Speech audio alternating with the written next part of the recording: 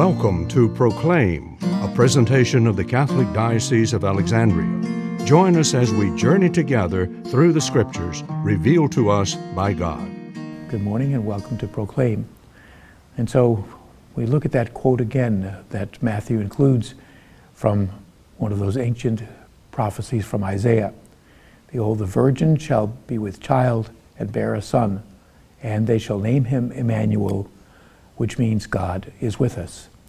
But it's interesting that when the Hebrew was translated into Greek in the text known as the Septuagint, because so many of the Israelite community had left Palestine and were living in Egypt. And so to have a translation in Greek was important for them to maintain their connection to their history.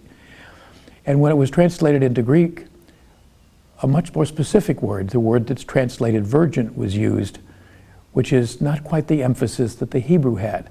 It simply meant a young woman of marriageable age. Didn't say one way or the other about whether she was a virgin or not. And so it again puts a new interpretation to that ancient prophecy.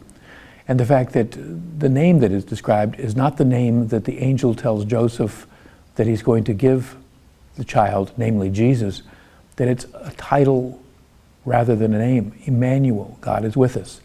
Because looking back over the history of the expectations of the Jewish community in terms of God's deliverance, it might be a good time to take just a brief pause and look at their understanding of messianism throughout the history, because it clearly becomes very significant as Matthew begins to plug into that in telling his version of the story. This program was brought to you by Christus Cabrini Hospital.